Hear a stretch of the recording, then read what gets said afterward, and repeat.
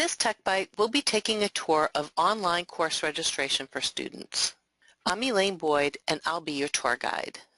In this Tech Bite, we're going to use the student portal. Online course registration, once activated, is available through the parent portal as well as the student portal. So I am here at the login screen of my student portal. Here is the regular login, and down below, when course registration is activated and open, the students will see this box. So the box will indicate the name of the school year registration is open for, and the years of graduation that are available to log in. Now, if the student logging in had a year of graduation of 2020 and they clicked on register, they wouldn't be able to log in.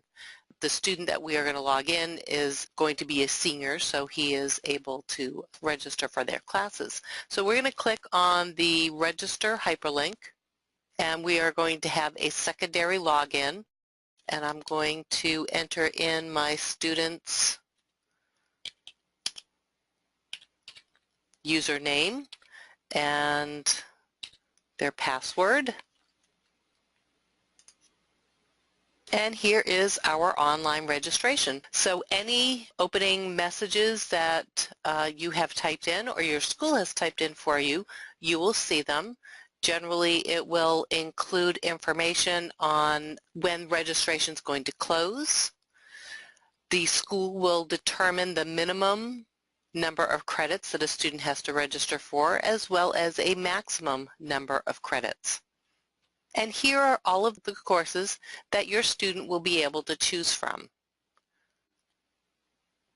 If your school has made available graduation requirements report will tell your student how many credits they need to have in each of the different areas in order to graduate from high school. For example, for an English class, they need to have 4 credits of English. And it will include the credits that they're currently enrolled for but haven't quite earned those credits yet. So this may or may not be available.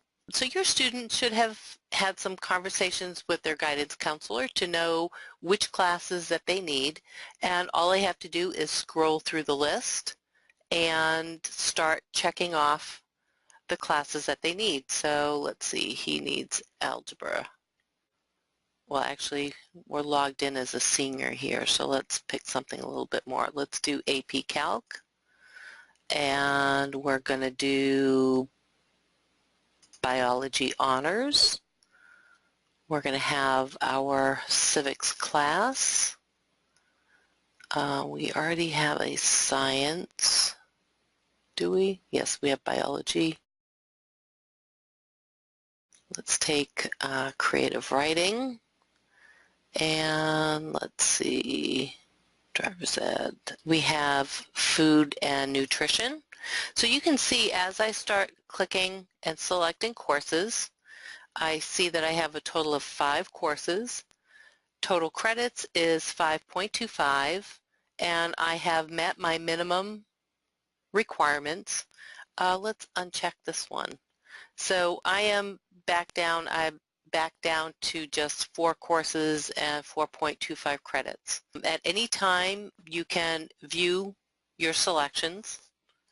So if we click on the view, we're going to see the classes that you have currently signed up for. If you try to finalize your selections when you have not enough credits, or if you select more than what the maximum amount is allowed, and you try to finalize, MMS will pop up a message saying that you have a credit limit problem, and it will restate what the minimum is, and it realizes that you haven't met the minimum. If you had exceeded the maximum, this message would be similar but slightly different, but it does state what you currently have for credits. So we're going to click OK, and it's not going to allow us to finalize. So we're going to go back to our Enter Course Requests, and we're going to keep selecting classes.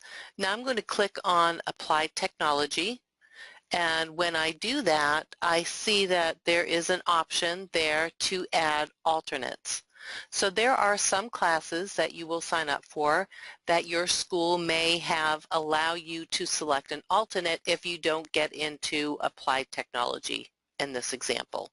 So if we click on that add alternates, if we want to see the alternate selection list by course name, we would use the top box. If we want to see it by course code, we would use the bottom box. And these are only courses. It's not going to be the full course catalog that you see when signing up for class. These are classes that have been deemed appropriate to use as an alternate. And you can see the class title up here that you are going to be selecting an alternate for, and you can see that it is indeed also an alternate. If you try to select that one, it will not allow you to do that because it's the course that you're trying to select an alternate for.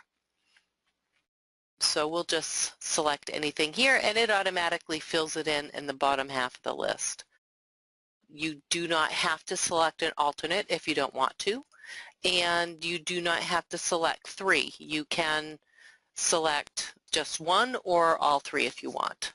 If you enter in some and you choose not to, you can either cancel out or you can delete to reset the list and then start over again.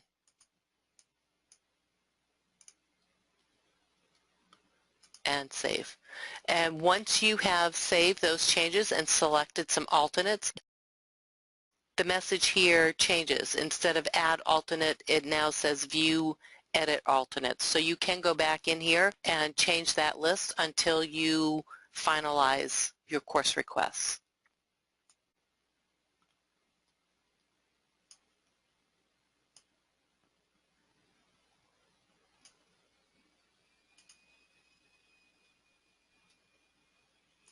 Now there are some other areas here. We have an extended course description. So if you hover over the view, you will see an extended description of, in this case, a journalism class. Your school may or may not put that information in there. If you do click on the view, it's going to open up another window. The prerequisite notes are an area where the school can add more information. If you hover over that, you will see the notes there, and likewise, if you click on it, it will open another window. And then we have another area that I currently am not using in my database for other notes. So it just gives your school 3 areas to enter in information to help you choose the courses that are right for you.